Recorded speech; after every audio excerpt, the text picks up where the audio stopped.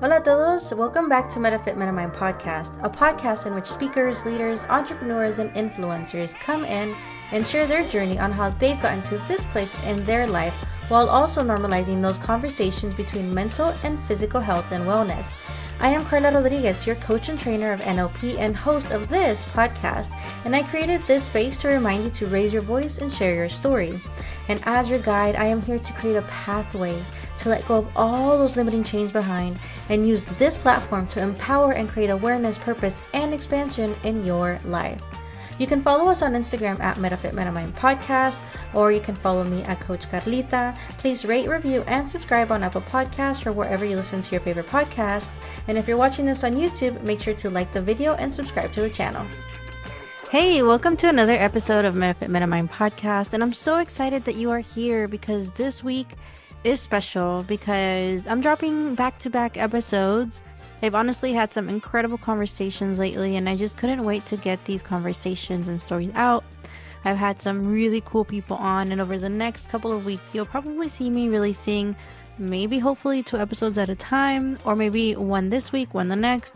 I haven't decided yet, but I do know that this week you're getting 2, okay? Because I want you to hear these stories. Like I said, they're like too good to not share. I just want to get these messages from these powerful people out there. Now, let's start with this, a quick update. We just had our work circle experience this past weekend, and it was so much fun. Whoa, like it's always transformative and full of learning, and it was just powerful. There's definitely some more of these coming, so just, be on the lookout for future events that happen in person and future, hopefully, online. And for you, if you've been following Women Without Limits movement, you know that I'm a board chair, something that's really exciting for me with Women Without Limits movement, right, that I'm part of. And something exciting is happening later this year. We're hosting a summit here in Austin, Texas, in person. Should be the last quarter of this year, so I'm going to be sharing all those details soon, but I'm honestly truly honored, grateful, and excited to be part of this vision that Ashton has created. I'm going to say it again, she's just amazing. She's always someone who gives me so much learning and growth opportunities, so it's just really cool. So, more on the personal side, we're still in the thick of potty training. Now 20-month-old, but really our current challenge is bedtime, like getting him to sleep and actually stay asleep. It's a work in progress because for most of his infancy, we co-slept, which I loved, but now we have to stop that habit, you could say, and teach him to start to independent sleep. And of course, like I miss him if I put him down on his own, so we're still in all of that. We're in the middle of it. I feel like I don't know where my sleep is at a lot of times. And when he co-sleeps with us, he sleeps great, but it's when he sleeps away from us, that's when it gets broken. So wish me luck. If you have any advice, let me know because I'll gladly accept it.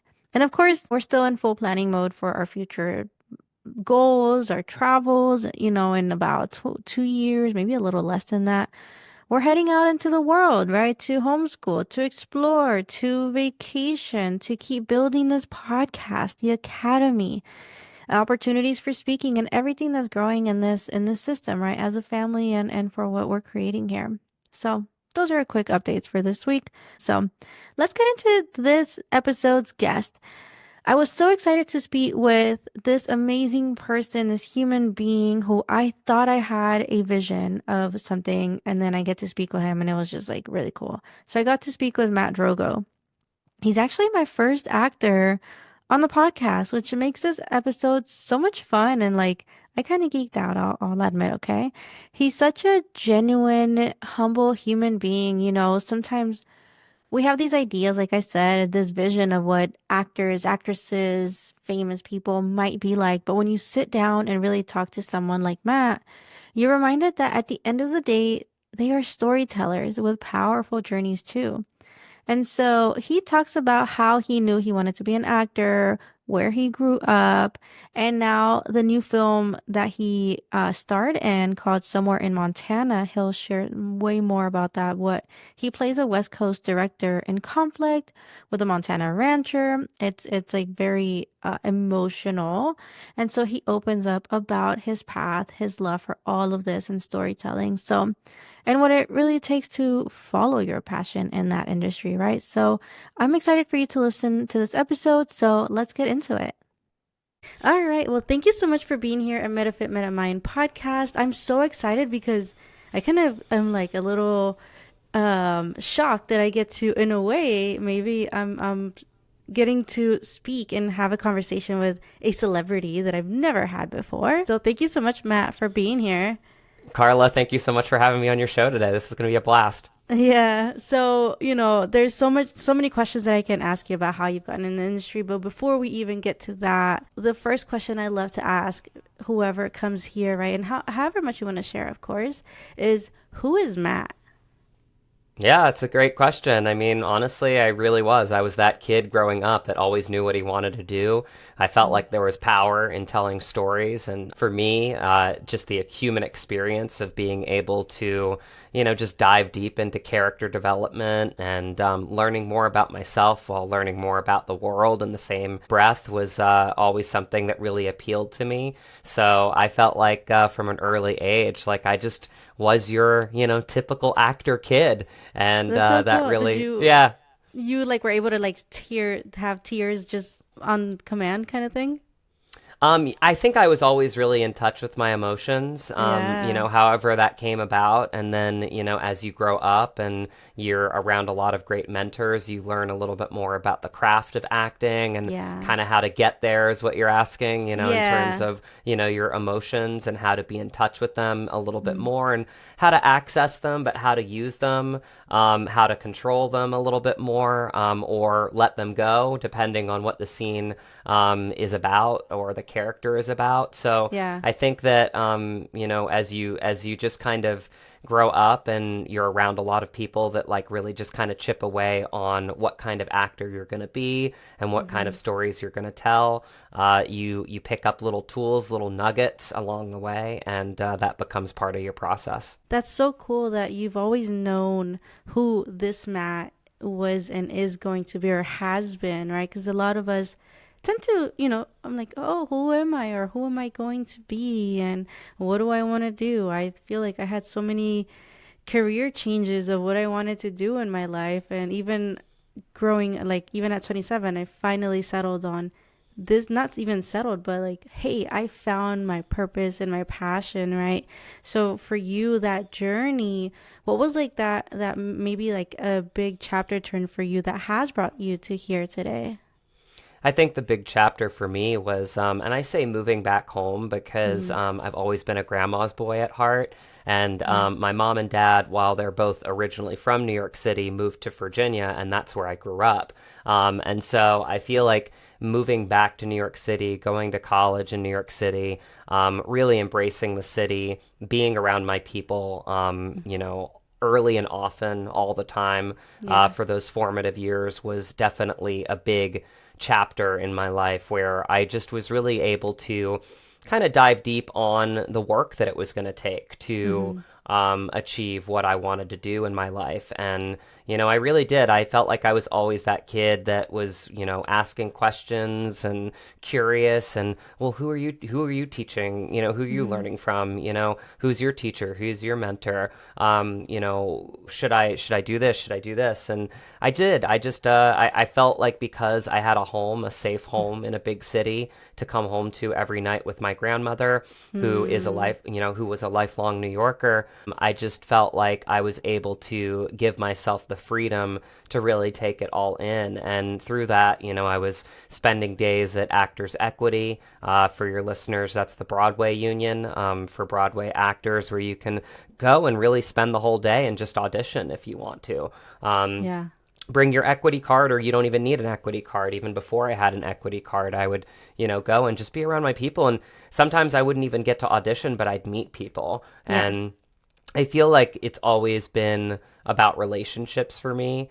The more that you can just connect with people on a deep level, you never know when that's someone that you meet down the road a little bit. So I always felt like for me, it was New York was just the time in my life where I really just got to completely open up to what it was going to look like and what my future was going to be and what the path of the actor was going to be and what it was going to look like for me, and just really just embracing all parts of it. Yeah, so you were really immersed in it, completely. Where, and the cool thing that you just said is that you still had home and your grandma and like that, knowing like in your heart that that was the place for you to know that that's safe, and hey, I can be here in the city doing other things, maybe getting an audition, maybe not. And so that process of you auditioning, because in this podcast I do talk mental health, physical health,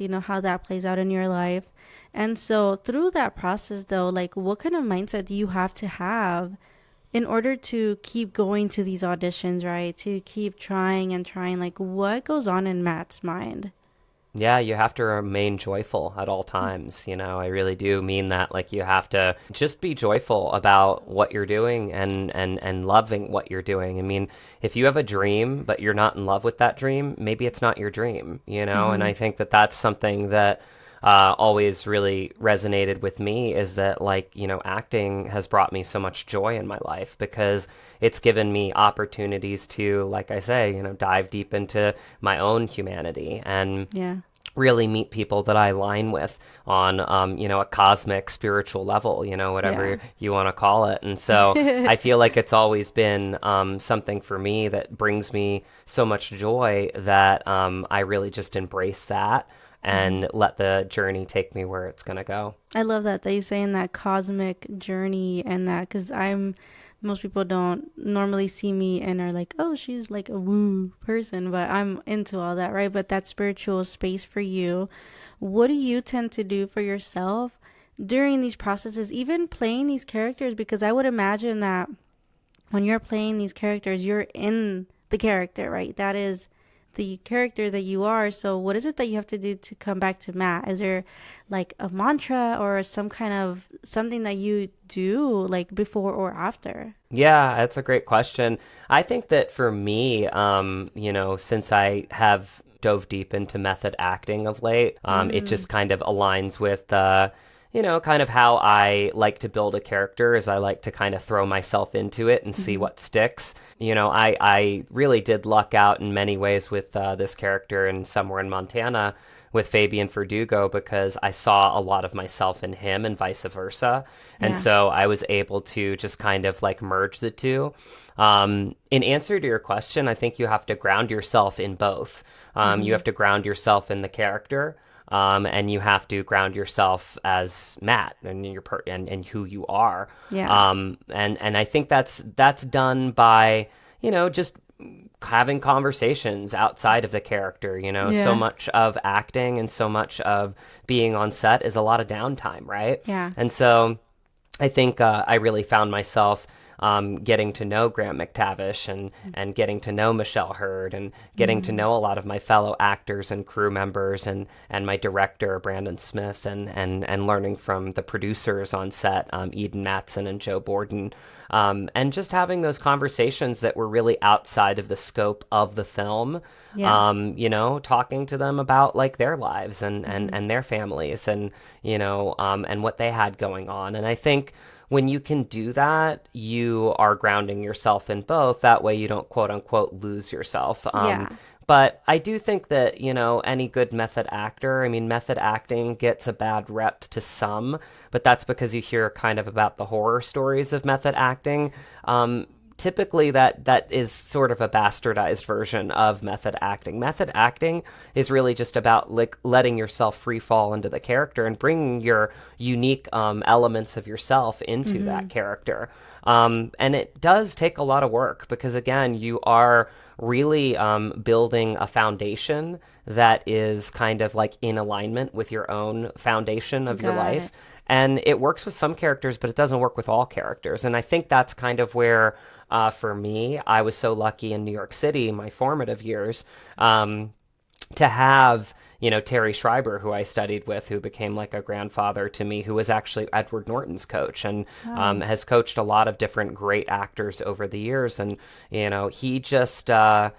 he gave you all the tools. That's what I loved about Terry. You know, Yeah. he knew all the tools.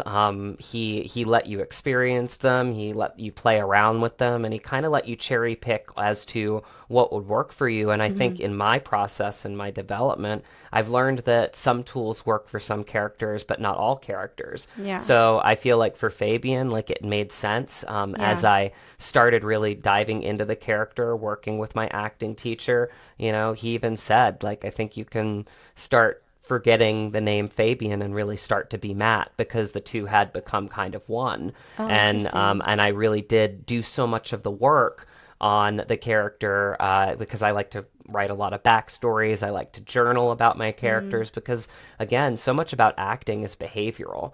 Yeah. If you're talking to me right now or you're talking to Fabian Verdugo, you're talking to really two different people because, you know, Fabian's past is different than mine. His life events are different than mine. But we have a lot of the core principles that, you know, kind of bridge the gap between the two of us. And I think that's where I thought that that method acting really made the most sense, the Strasbourg technique, as it's known too. Okay. So I feel like for me, it's always just you know, taking the character in, learning as much as you can, figuring out what process to adopt to that character, and then once you've done all of this work, and I mean, I always say actors should do all of their work in pre-production. You know, that's your time to really just kind of study the character, figure out what choices you're going to make. You let it all go because then Yeah. you're around other actors that have also done that. And that's really, honestly, when you get to the good part, Carla, is that you just kind Yeah. of start playing, you know, like Shakespeare says, like you're a Yeah. player, right? And so you're working off of, you know, what they're giving you in that moment. And I think that that really is truly what acting is doing all of the work to essentially prepare you for that moment, but then really learning. And this is something that I actually had to learn in college as well, because I always kind of wanted to be the acting student. You know, I always Yeah. wanted to show people how much work I did. You have to dare to fail. You have to dare to fail. You have to dare to be messy. You have to dare to not be perfect. And I think that's really when great acting comes about, is when you are committed to the work, when you do the work, but then you let it all go and you just enjoy the moment. Yeah. So when did it hit you that, hey, it's okay, not necessarily okay, but I can dare to fail. Like, when did that first hit you? Because you wanted to be this a top student, right? This go-getter. You're doing all the things. So what was that moment for you? Yeah, I think honestly it was a moment in college where I had just worked so hard to impress a couple people. I was Mm-hmm. also in the mindset where, you know, I had a pretty, you know, we'll say successful agent at the time Mm-hmm. that I was really trying to impress. And none of it was about me or about my art or about my practice. It was all about other people. It was all about impressing them. And there was a time in college, I booked an international tour actually for West Side Story, So and cool. I missed a semester of college, and I still wanted to graduate on time. My grandma really wanted me to graduate, you know, and Mm-hmm. so that was really important to her. So it was really important to me. So I came back, but I really wanted to graduate on time. So I was doing like a lot of extra classes out of college to like get, you know, extra credits and things like Mm-hmm. that. But it was at that point where I still tried to get the BFA program instead of the BA program, and it just wasn't working out. It was going to have Mm-hmm. to take me a whole extra year to do that, and I didn't really want to Gotcha. do that. I wanted to move on with my life at that point. Yeah. Um, so I felt like at that point, I just really did, you know, because I was trying to impress a couple acting teachers. And, you know, outside of college, I was auditioning and I would go into these auditions, Carla, and I would be like, oh, I have to book this for so and so. Mm-hmm. And that's the silliest thing that you can do as like an artist is I have to quote unquote do this for somebody else. Like it should Yeah. be your practice. Like, you know, our agents and managers are the business side, but like you're the Mm-hmm. creative side. They should want you to stay in your lane. You should never feel obligated to Yeah. impress them. Do you know what I Yeah. mean? And Yeah. I so feel I like felt that like can definitely even just connect outside of the auditioning space, just in general, us doing things for us. So you doing this for Matt versus somebody else, you know, because then it's the way that I would see this is, oh, I'm doing this for someone else, but how does that actually, does that excite me? Does that feel Right. good? Like, you know, and so I think that's so great that you're saying that. You have to do it for yourself. It has to bring you joy first and foremost. And I think it was a moment of reckoning in my life where I started to I think it was probably a couple conversations I had with people that had been a little bit further along, and probably one of them said, like, Matt, you're the actor, or however they said it, you know, Mm-hmm. you're this is your art, you know. Maybe that's another one that rang in my head. But it kind of snapped me out of this ability. And I think honestly, even an acting teacher at college Mm-hmm. said, like, I think said in a way, and I kind of understood what he was saying. He's like, you're a real A actor student. And the way that he said it kind of sounded like it wasn't a compliment. And I said, what do you mean by that? He said, Yeah. I don't know if I'm allowed to curse on your show, Yes, but yes, you are. he literally looked at me in that moment and he said, you're allowed to fuck up, you know? Yeah. And like he meant it very lovingly. Like he said, you're allowed to fuck up. And like and I think it really just kind of in that moment like unlocked something in me where I was like, okay, like I can fuck Yeah. up. Great. Well, Yeah. this is Yeah. awesome. Now I You can really felt that though. then I felt it and I was just Yeah. kind of like I ran with that because it really did. It meant that I could take more chances in Yeah. auditions. I could dare to be bad, whatever that Yeah. means. Because again, Yeah. it's a subjective art, right? So Mm-hmm. it's like, you talking to me today, we're connecting. You might see me in a movie and be like, oh, wow, he's so cool. He loves what he does, but not everybody's going to love every performance that I do. Some people are going to love parts of it. Some people are not going to love parts of it. We understand that this is a game we play as actors that is unlike being on a field of play or a basketball court or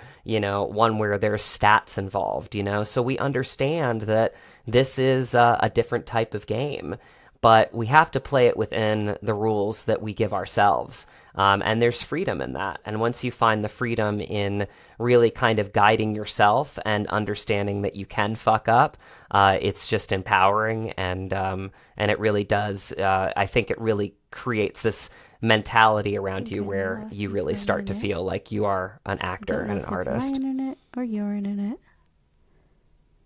So give me 1 minute here. Oh, sure.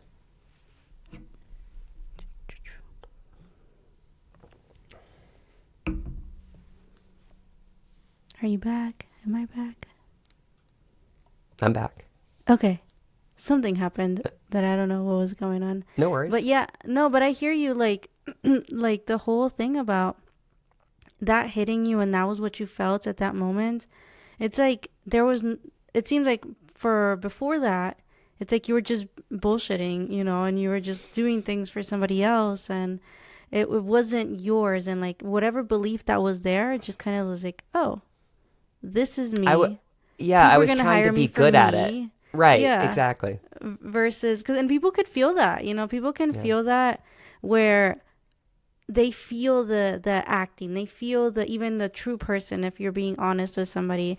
And I know that I've seen like those like mini dramas that aren't like super great, right? But I appreciate the actors and I'm like, oh, this just doesn't feel like, so I don't know, there's something missing there, right? That there's some kind of something that's they're acting for something else or for somebody else versus for themselves, and really feeling into that character. Because normally I'll cry if somebody makes me cry in a movie. I am the crier. I'm the one that feels the things, right? And so I Yeah, love it me too. when somebody like just even in just in general and real person makes me feel something. And so when someone tells me you're an A actor, but they tell me in a tone that I'm like, oh, that did not feel good. I actually appreciate that. Mm. Yeah, it meant a You lot like, to me because yeah, he meant it like to snap me out of it. Like yeah. his tone was very honest. Like, But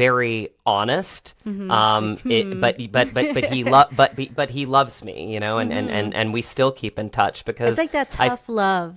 it was tough love. And it unlocked something in me because it was sort of like a call to action of like, do you want to be an A actor? Are you in acting so that you can get a 100% on your test? Exactly. And Oh, and yes. it is. It's like, you know, an artist like looking at a canvas. It's like, you know, the greats, Picasso. I mean, look at like, you know, Monet, like these extravagant artists, you know, throughout time. You know that they didn't come to that blank canvas and say, okay, I'm going to exactly do this and this and this. They just let their imaginations go And they didn't do it and for see somebody what that else thought. either. Exactly. Exactly. Yeah, and so 100%. through this journey right now, I was watching the trailer again of somewhere in Montana. So, you know, in this movie, do you want to talk a little bit about it, or like, you know, so we can start to talk about that? Because I want people to get excited about this. I want to watch it as soon as I can watch it. Because I was looking at it, and even from the trailer, I felt something. I was like, "There's gonna be some like real stuff here, right?" And you brought Matt into this, like you said. So, Yeah. what is Somewhere in Montana? It's a story of the times, you know. It's a big story, written and directed by Brandon Smith, and he wrote much of himself into the two lead characters of the film. You've got John Alexander, played by my Mm-hmm. friend Graham McTavish, you know, who is this Montana rancher who is somebody that's carried on this generational legacy Mm-hmm. of this cattle ranch in Montana.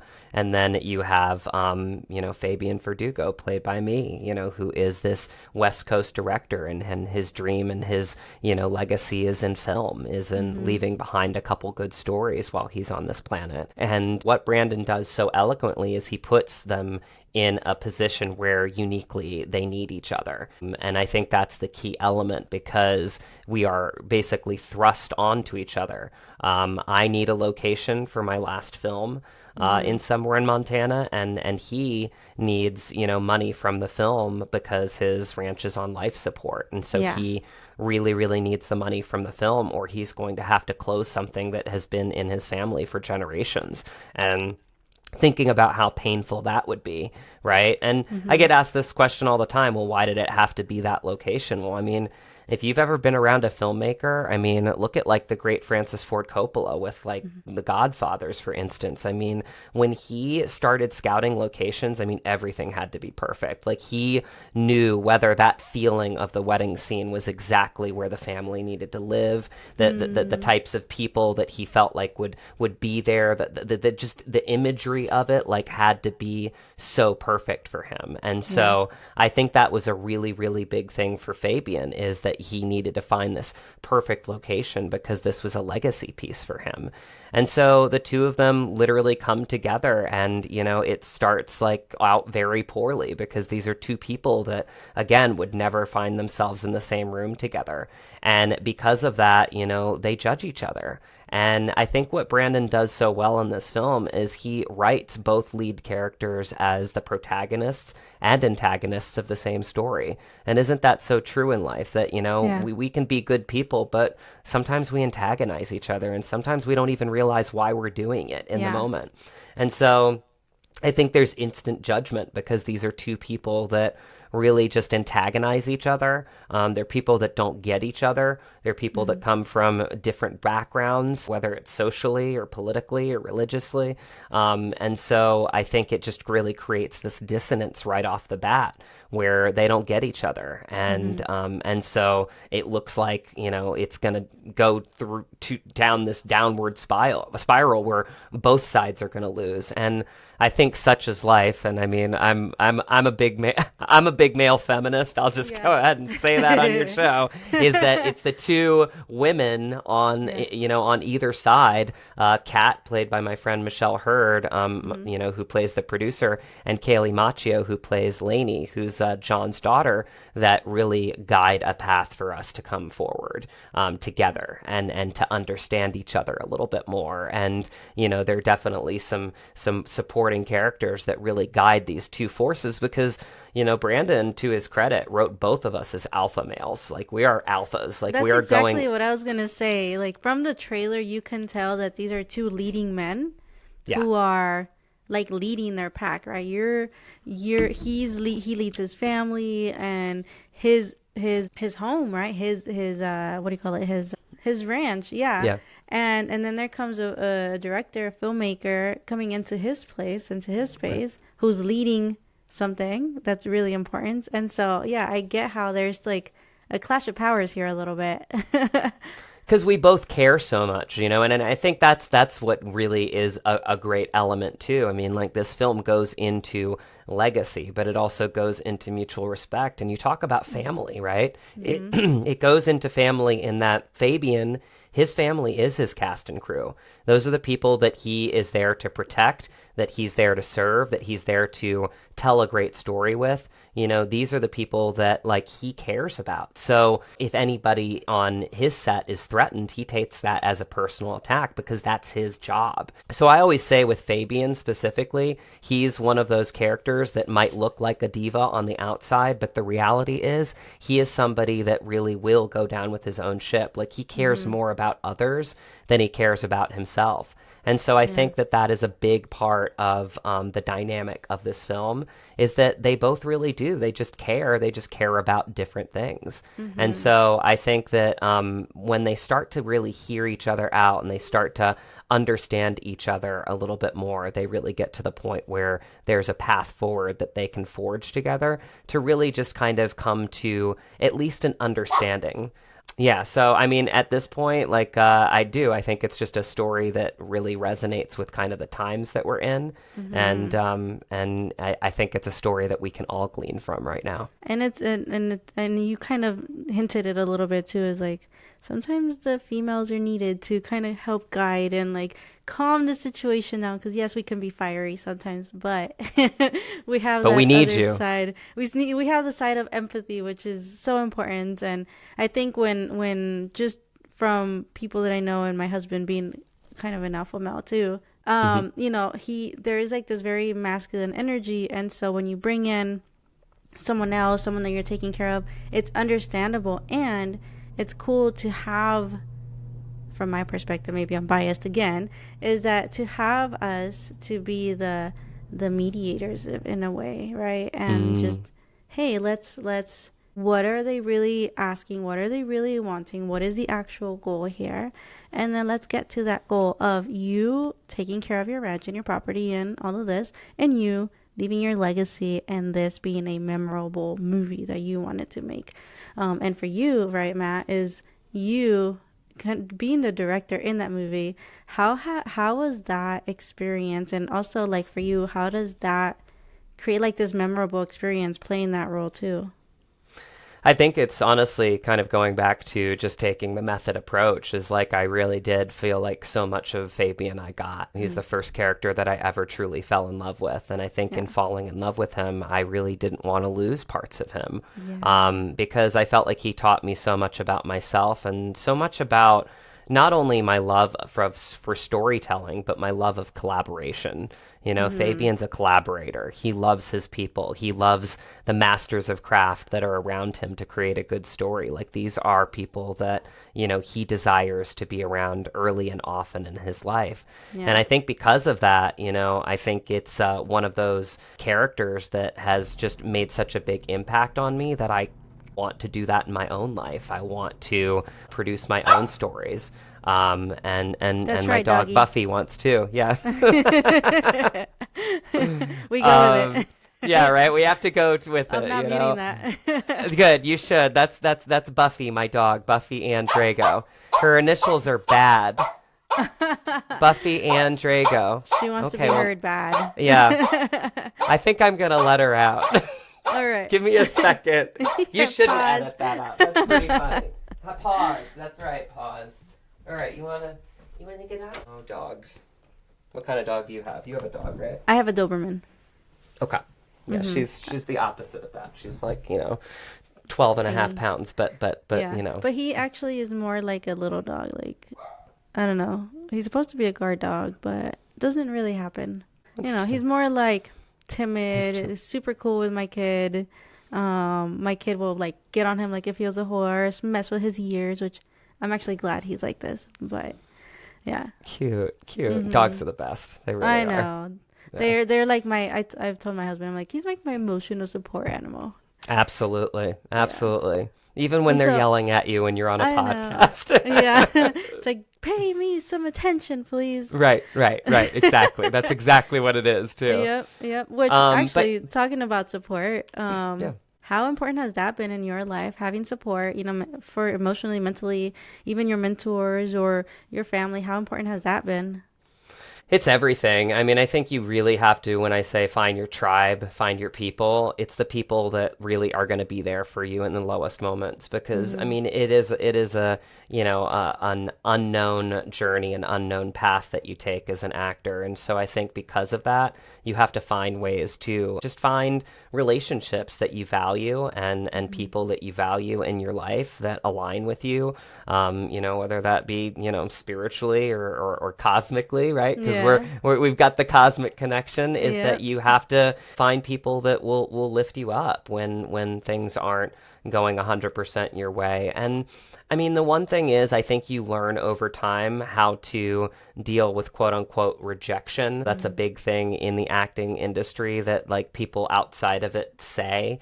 I look at it a little bit differently now, and I think this is Mm-hmm. just kind of my evolution as an actor is that when I get an audition, like Carla, I look at that as a win. Like I look at it as an opportunity to act, an opportunity to bring myself to a character, to make some choices, to have some fun, Yeah. to find that childlike joy. And again, the tough part about acting is once you put yourself on tape for something, you have to let it go and move on to the next thing. But I think that for Somewhere in Montana specifically, I really, really did feel very connected to the story. I felt like it was a story that was bigger than myself, and I had read the script 3 times before I even put myself on tape for it. So I think it was that specific thing that drew me to the director and the producer because I think they really understood early on how curious I was about the story, whether I was a part of it or not. It was something that I think drew me to them, and I do feel that way for any artist out there, or really anybody in life, is that when you have joy for something and you truly love it, and you can just appreciate your part of it, which my part at that point was to just put myself on tape and audition and let it go. I think it really creates like a mentality for you to become like a beacon of light for people that will Mm-hmm. be a little bit more attracted to you because they'll understand A, the work that you're willing to put into it, B, the commitment, and C, like just that like collaborative spirit. Because again, being an actor is about serving the material. It's about serving the Mm-hmm. writer and the director. And so I think when you're serving those people and you take like joy in serving the material and collaborating with your fellow actors, there's nothing better than that. Man, that's so important to remember is that it's an opportunity. It's like growth for you. And after you tape yourself, do you get feedback from the directors or who you're trying out for, or is it more you review these yourself and then you give yourself feedback? Like how does that process work for you?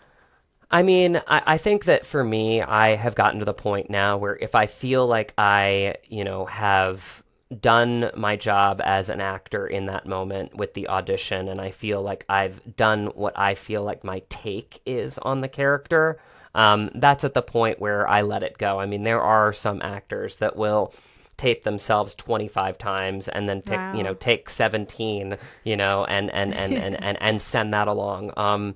I think I really do try to do it as few times as possible, Mm-hmm. as long as there's like no sound issues, no dog barking in the background. I try. Well, that happens. You know what I mean? So it's like if there's no technical issues, Mm-hmm. I think that I look at the take and I clearly understand that this is something that I feel like is my take on the character. Like if Yeah. you were to cast me, if you're the director or the writer or the producer, like this is what I'm gonna give you. This Mm-hmm. is what you should expect, and then again, that is something that I can hang my hat on because I've Yeah. done my job.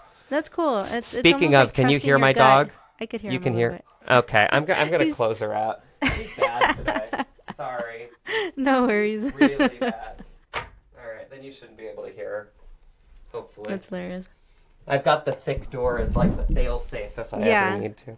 That's hilarious. No, I mean, I have a baby, so sometimes my house will be loud. I'm like, oh my God, I'm so sorry. Or I'm coaching or something, and my clients are like, oh, I can hear your baby. I'm like, I'm sorry. They're like, it's It okay. is what it is. Yep. It is what it is. It is what it is. I think, I think with your tapes, it is what it is, right? You have to trust your gut and your intuition, to be like, all right, here we go. I think that really comes in time too, because again, it's about your trust level in your own practice and your own process, right? And I think that only comes with reps. I think it only comes with doing it for a long amount of time. And you have to remember, I've been doing this my whole life. Like I've been acting my whole life. And I think that's one thing that I really appreciated about Michelle Hurd's husband, Garrett Dillahunt, recently, because the quote unquote, like I'm the unknown actor. This is my big break. And it's true. I am an unknown actor for the most part, but it's my big break. And but it doesn't mean that he the way he said it is, he looked at me at one point and he's like, but you've been acting your whole life, and it's true. It's like, just because like I haven't gotten a break, or it doesn't mean that I'm any less professional, or that I haven't studied or learned the craft by some great acting teachers. And for someone who has had that much success to give me that in that moment, when we're sitting next to each other, watching a screening of the film, it meant so much to me. And these are the people, again, it goes back to that you need to align yourself with, because those are the people that are gonna give you those little nuggets. And Michelle has given me a lot. I call her my big sister. I mean, she's like, she is just, I don't have enough amazing things to say about her. She's just a phenomenal spirit human being. Is that they give you so much space. And I say this about actors all the time too. Like, actors are some of the most selfless people that you'll ever meet in your life, because they almost are trained to hold space for each other, and to hold emotional space is such a gift that a lot of people can't do or refuse to do, right? And I think that's why I love my creatives so much, is because they'll give you that like love when you need it. They'll say the things that you need to hear when you need it, and it's just coming from a positive place. And so just to have those types of people outside of somewhere in Montana that are now part of my life, that are now part of my family, is what I say all the time, is that, I feel like I've already won with this film because of the people that I've, gained, the relationships that I've gained, because these are people that care about me. I mean, Graham checked in on me, a month and a half ago when we were having the fires up here. He wanted to make sure I was okay. He's the first person in my life, at least, that's ever called me mate, which is a sign of, Scottish camaraderie, nice. and it was as he was getting into the car, like leaving set for the last time, he said, "I'll see you, mate." And it meant a lot to me, because it was a camaraderie of, we had told a great story together. We had done the work together, and we spent so much time. Like, again, I say this all the time, but every set's different. Brandon Smith created this ecosystem with space in the schedule where we could really get to know each other. The actors and the crew, I say the cast and crew were interchangeable. I mean, we were all friends, hanging out, taking hikes together, going to dinners together, getting our breakfast together, going boating together, like whatever it was. And it really did kind of spark this energy around set that I think really created this dynamic of what we were doing that translated on screen was all of the relationships that we were created off screen. There was unity, seems like. It was this feeling very early on that we were a family and we were telling a story that was bigger than all of us. And it really, like, you could feel that, like, in the final cut of the film, like, and it was just really special to be a part of. I love that you had that from the beginning, and to be able to work in spaces like that is just the best, when you're like, hey, you are my people, and just have that, like you said, that family within that workspace, which is really amazing. So let me ask you this. Other than somewhere in Montana, because I know this one's the big break right now, right? Is there something that you're excited that's coming for Matt, or anything that we should be on the lookout? What are you doing next for you that's like, yes, that is next for me? Well, the auditions are picking up finally. I mean, you have to remember that, we started this year in Los Angeles with the worst natural disaster of our history. Are you in LA? Yeah, I'm in LA. Oh, shoot, I didn't ask you that Yeah. last time. Yeah, so I'm in LA, and I actually have been close to two of the fires, the one up in Castaic and then the one Yeah. in Silmar were really close to me. And so I mean that started out the year. Mm-hmm. Last year we had multiple strikes for the first time, in our history, and Yeah. there's been a lot of shifting in our industry with AI and with Mm-hmm. streaming platforms and how to monetize that. So Yeah. it's been difficult, and Yeah. I think that's why for me right now, things are picking up again. Again, your reps, and now you look at them in a different capacity. Yeah. I just signed on with some new reps, Richard John Martin over at Ignite Talent Management, Tanya Kleckner at HRA, who's like a pitch queen. She's incredible. And so, and I actually have agents outside of LA in different Mm-hmm. pockets of the country too. Like I have Cool. a Utah agent, Amber Yeah. Evans over at Stars Talent Studios, and I've got an Atlanta agent and a Montana agent. So I Ever have gonna come to people. Texas? Yeah. Well, you know what? I actually am looking for a Texas agent right now. I Yeah. actually might sign with a Texas agent because there are a lot of things. Where are you in Texas? In Austin. Oh, you're in Austin. Oh my Yeah. gosh. Are you going to South by Southwest I this week? should be. I'm actually. I work close to it, so Cool. I'm gonna try to check out some of the things if I can. You should. I have a Yeah. lot of friends that are there this week, and I mean, Yeah. again, independent films are Hmm. so important right now. Yeah. I mean, I I mean, can't Matthew stress that McConaughey is enough. here, so Yeah, there you go. yeah. There you go. I mean, he's the best. I mean, like Yeah. again, like these film festivals are celebrations of, Hmm. storytelling. And Yeah. and I say this all the time, like acting is outward facing, and so a lot of people on the outside in see the red carpets, they see the glitz and glam of it, but the reality is actors get into this for the storytelling. And, who's not going to say no to a nice party? Who's not going to say no to, taking your significant other out for a night on the town, right? So, Hmm. so I feel like that is something that, like, should be addressed, because it's like these film festivals are opportunities for people to meet up, Hmm. to collaborate.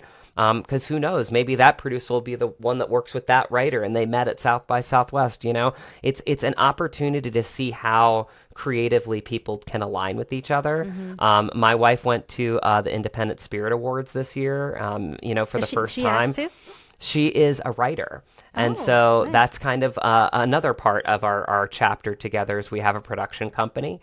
Her maiden name is Hunter, mine being Drago. So Drago and Hunter makes up Dragon Nice. Hunter Productions. So I we love it. we want to, in the same way that Fabian rubbed off on me and that he wanted to tell big stories about little pockets of the country.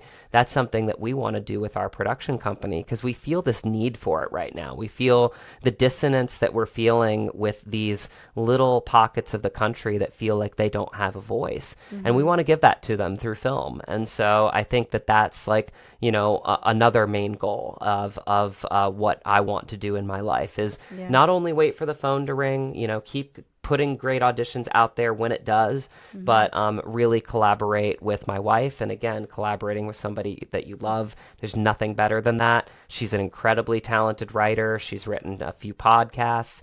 She actually won Austin Film Festival's Best Podcast Script 2 years ago. And again, That's that was amazing. because she was talking to people. And Hmm. at one point, one of the girls there was like, writing is writing. It doesn't matter whether you're writing a feature, a short. Hmm. You know what? You should write a podcast. So she, like, for extra credit, actually wrote a podcast, and then she had already cast actors. We cast the actors So cool. and edited it so that when she won it the next day, she dropped it for everybody that was Yeah. there.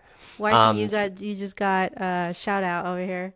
Of course. I always shout her out because Yes. honestly, she's so talented. And I mean, she started acting. She went to NYU Tisch, but when COVID struck, she was like, I have to keep being creative. Hmm. And with the world shutting down, she was like, how can I be creative? And for her, It was let me lock myself in a room with my doggy and start writing and just write. Hey, And now you her get to ideas, collaborate. and now I get to collaborate. I feel like Yeah. I'm more of the producer actor, and she's the writer, but I also kind of want to see if she wants to get into directing too, because Yeah. I've found being on set with Brandon that there's just this incredible relationship that comes from being a writer and a director, because then you really start the process from the words and then you get to articulate it to your team.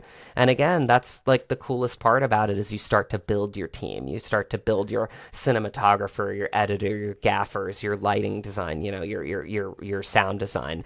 And then you get to tell a great story together. And that is kind of where I'm at in my life, is that as much as I will obviously keep auditioning, the auditions that'll come my way, is that I'm really, really, I think as much as acting is my first love in life, like I really, truly love collaborating too. And part of collaborating with me is collaborating with her, and for us to be able to bring some great stories to pockets of the country that Oh, need that's them. so cool. That's so awesome. Congratulations on you both collaborating and on her win.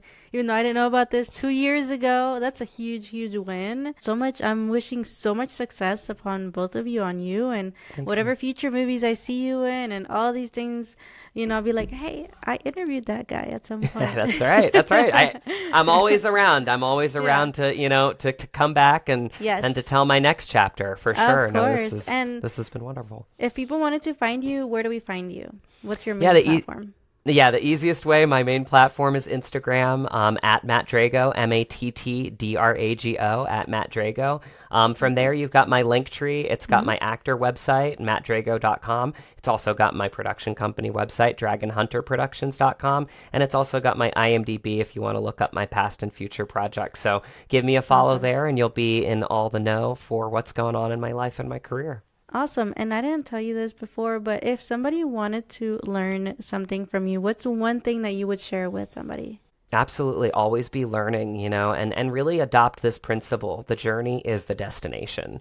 You have to enjoy being an artist. You can't look for the results in the journey. You have to enjoy the journey. And a lot of times that means like finding balance in your life, right? If you're passionate about something, find other things that you can be passionate outside so you can maintain that passion for, your acting. Because if you're all in all the time, you'll burn yourself out. So, find different things outside, whether it's, watching a football game. For me, I'm a 4th degree black belt in Okinawan Shorin-ryu karate, so I like to do katas, so I grew up in a dojo, so my dad's a sensei actually. And so, karate has always been a big part of who I've been. So find things that you love to keep you balanced, to keep you loving what you love. And again, surround yourself with like that warm blanket of people that like just align with you, that will lift you up, that will never bring you down, and keep being that beacon of light, because when you're that beacon of light, people will find you and you'll find your path on the journey.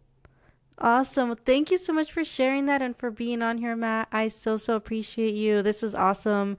And I'm excited for everybody to hear this. Yeah, me too. Thank you so much, Carla. This has been a joyful conversation. I mean, these conversations are part of my journey as well. So thank you so much for having me on your show today. This was such a fun episode I had with Matt Drago. There are so many things that I personally think I took away. I hope you took away a lot of things, but here are 2 things that I think I learned that really stuck out to me. The first one is I love how Matt talks about how important it is to keep the joy at the center of whatever it is that you're pursuing. Whether it's acting or anything else, that sense of joy and doing it for yourself, not for someone else's approval, is really what keeps you going and makes it sustainable in the long run. For example, I just shared a reel about the fun that we were able to have with Ashton and Roxy at the end of the event after everybody had left, right? Because we were celebrating what we had just created. And that's how people can keep doing what they're doing and pursuing that passion and that either that business, that career, because you have to find the joy in those moments, right? And so always be joyful, because you can have that now. Remember that. The second is this idea that the journey is the destination. That honestly is like, boom, right? It hits. Because he shares that instead of obsessing over the outcome or waiting for things to finally happen, we should just find the enjoyment, the fulfillment in the day-to-day as well, right? In that process, the work, the connections, and all those small moments along the way. And I would add the gratitude in those connections, in the work that you do, in those moments along that way. So those are a few things that I'm like really excited and grateful for. I'm grateful for this podcast. And so remember that there's several events coming. Stay in the lookout and stay tuned for everything that Metafit Metamind is creating. There's some really exciting things, and you'll be one of the first ones to know. If you're in my newsletter, you'll even be the first one to know. So yeah. Anyway, thanks for listening to this podcast up to this point. I am so grateful always for you to always listen. Make sure to like, follow, and subscribe if you are on YouTube. And if you're listening, leave a review. It always helps me out. My name is Carla Rodriguez. This is Metafit Metamind Podcast, where we're having conversations that we would have never had. Until next time.